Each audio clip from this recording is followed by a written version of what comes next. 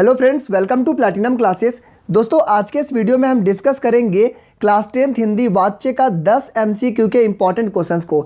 ये सारे क्वेश्चंस आपके बेसिक कंसेप्ट से रिलेटेड है, तो इस वीडियो को पूरा देखिएगा। इसके बाद आपका वाच्य का सारा बेसिक कंसेप्ट क्लियर हो जाएगा और आने वाले समय में आपको हम हाई लेवल के भी क्वेश्चंस लेकर के आएंगे, जिससे आपका वाच्य में फुल मार्क्स आ जाए। तो चलिए इस वीडियो को स्टार्ट करते हैं और MCQ के थ्रू आपको वाच्य के सारे बेसिक कंसेप्ट को समझाते हैं। सबसे पहला क्वेश्चन है, इनमें से कौन कौन सा वाच्य के भेद है। तो अभी तक हम लोगों ने पढ़ा है कि वाच्य के टोटल 3 भेद होते हैं। पहला होता है कर्तृवाच्य, दूसरा होता है कर्मवाच्य और तीसरा होता है भाववाच्य। आई होप कि आप सभी को याद हो गया होगा, वाच्य के टोटल 3 भेद होते हैं। ठीक है, कर्तृ, कर्म और भाव।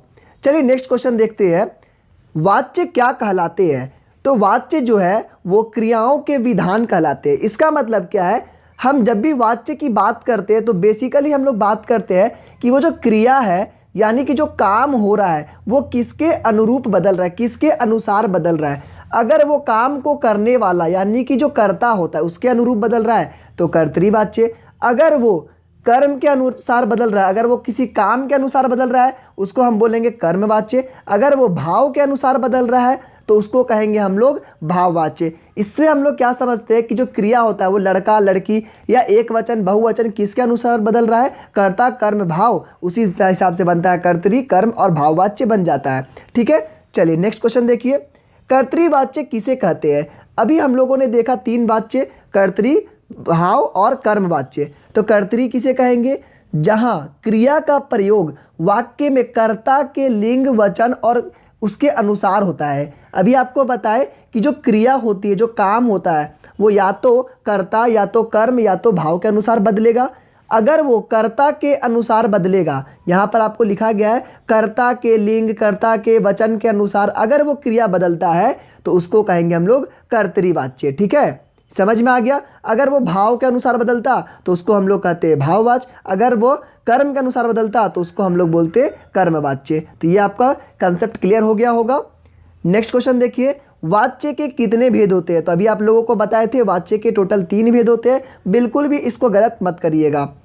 क्वेश्चन नंबर 5 है, जब क्रिया का प्रयोग कर्ता के लिंग, वचन और कारक के अनुसार होता है तब कौन सा वाच्य होगा। अभी आपको बताएं, अगर वो कर्ता के अनुसार, काम को करने वाला के अनुसार उसका जो क्रिया है उसका लिंग, वचन सब बदलता है तो उसको क्या कहेंगे हम लोग, उसको कहेंगे कर्तृवाच्य। बिल्कुल सिंपल सा क्वेश्चन था। ठीक है, नेक्स्ट क्वेश्चन देखिए, रोहन ने दिनेश को डंडे से मारा। आपको याद होगा पिछली वीडियो में मैंने आपको एक कंसेप्ट बताया था, जिसमें बताया था रोहन ने। जिस जगह भी आपको ने दिखेगा आप समझ जाइएगा वो कर्तृवाच्य है। बिल्कुल सिंपल सा ट्रिक है, इसको याद रखिएगा। अगर आपको ने दिखेगा तो आप समझ लीजिएगा वो कर्तृवाच्य है। लेकिन एक बात आपको ध्यान देना है, ठीक है, बिल्कुल भी आंख बंद करके आपको इसमें नहीं लगाना है। ध्यान क्या देना है कि ये जो काम हो रहा है, जो क्रिया है, क्या वो काम को करने वाला के अनुसार बदल रहा है या नहीं बदल रहा है। तो आप यहाँ पे देख सकते हैं मारा, रोहन लिखा हुआ है लड़का तो इसीलिए लिखे मारा। अगर यहाँ पर मान के चलिए यहाँ पे रीता रहता तो क्या मारा होता, वहाँ पे क्या हो जाता है, मारी हो जाता है। क्यों, क्योंकि रीता जो है वो मारा नहीं हो सकता है, मारी हो सकता है। ठीक है, रीता ने दिनेश को डंडे से मारी। तो इससे क्या समझते हैं कि जब ने दिखेगा तो आपका तो कर्तृ होना चाहिए। ये आपका सिंपल सा ट्रिक बता रहे हैं। लेकिन एक बार हम इसको देख लेंगे कि जो मारा है वो क्या रोहन को देख करके लिखे हैं। अगर उसको देख करके नहीं लिखे होंगे तब आप वो ट्रिक मत लगाइएगा। ठीक है, तब वो भाववाच्य, ये कर्मवाच्य में हो जाएगा। तो अभी क्या हो गया, कर्तृवाच्य, क्योंकि यहाँ पर ने भी दिख गया और रोहन मारा, रोहन के अनुसार मारा बदल गया, तो ये आपका हो गया कर्तृवाच्य। चलिए नेक्स्ट देखिए, राहुल धीरे धीरे चलता है। यहाँ पर आप देखिए जो चलना, जो काम है, चलना जो क्रिया है, वो किसके अनुसार बदल रहा है। तो देखिए राहुल लड़का है तो चलता लिख दिए। अगर यहीं पर राहुल के जगह पर रीता, सीता, गीता कुछ भी रहती तो क्या होता, गीता धीरे धीरे चलती है। यहाँ पे चलता तो नहीं होता, तो किसके अनुसार बदल रहा है, काम को करने वाला के अनुसार। काम को करने वाला, अगर काम को करने वाला लड़का है तो अगर क्रिया लड़का तो वो हो गया आपका कर्तृवाच्य। मतलब को काम को करने वाला के अनुसार अगर हम इसको बदलते हैं तो हम कहते हैं इसको कर्तृवाच्य। ठीक है, आई होप कि आपको ये चीज़ कर्तरी में तो अब आपको कोई भी तरह का डाउट नहीं बचेगा, ये तो मैं गारंटी के साथ कहता हूँ। तो ये आपका हो गया कर्तृवाच्य। नेक्स्ट देखते हैं, सोनार गहने बनाता है। यहाँ पर भी देखिए आप आंख बंद करके समझ गए होंगे, बनाता है किसको देख करके लिखे, क्या वो गहना को देख करके लिखे? नहीं, हम लोग देखे सोनार, सोनार जब लड़का था तो बनाता लिख दिए, अगर बनाती लिखता तो सोनारिन बनाती, तो ये क्या हो गया? कर्तरीवाच्य। कर्तरीवाच्य में हम लोग हमेशा करने वाला, काम को करने वाला को चेक करते हैं और उसका जो क्रिया का जो लिंग है उसको चेक करते हैं, दोनों मैच कर रहा है तो इसका मतलब वो कर्तरीवाच्य में आ जाएगा। नेक्स्ट क्वेश्चन देखिए, जिस वाक्य में कर्म की प्रधानता हो, जिस वाक्य में जो कर्म होता है, काम होता है, उसका हेड होता है, हेड रोल, तो उसको क्या कहेंगे? तो उसको हम लोग कर्मवाच्य कहेंगे। अभी आपको बताए थे कर्तरी के लिए काम को करने वाला और कर्म के लिए काम आपका हेड रोल में होता है, तो वो हो गया आपका कर्मवाच्य। ठीक है, चलिए कर्मवाच्य का मैं आपको एक एग्जाम्पल दे देता हूँ ताकि आप अच्छे से समझ सकते हैं।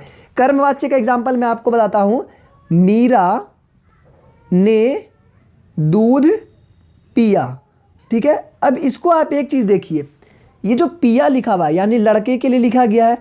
अब आप इसको ध्यान से अगर आप देखेंगे तो आप समझ गए होंगे कि ये जो मीरा है वो तो पिया नहीं हो सकता था क्योंकि मीरा तो लड़की है। पिया किसको देख करके लिखे? तो हम लोग दूध को देख करके लिखे, दूध लड़का है तो हम लोग पिया को लिख दिए। अगर काम को करने वाला को देख करके नहीं बदले हैं बल्कि कर्म को देख करके बदले हैं तो उसको कहेंगे कर्मवाच्य।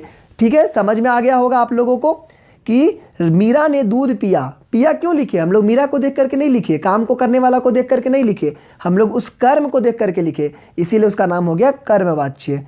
क्वेश्चन नंबर 10 देखिए, जब क्रिया का रूप कर्म के अनुसार बदलता है तब कौन सा वाच्य होता है? तब कर्मवाच्य होता है। अभी आपको बताए कि मीरा ने दूध पिया, इससे मतलब क्या समझे कि वो जो काम के अनुसार वो बदला है, मीरा को देख करके, काम को करने वाला के अनुसार नहीं बदला है, इसको कहेंगे कर्मवाच्य। ठीक है, अच्छा भाववाच्य के कुछ बच्चे बोलेंगे कि सर भाववाच्य का भी एग्जाम्पल दे दीजिए।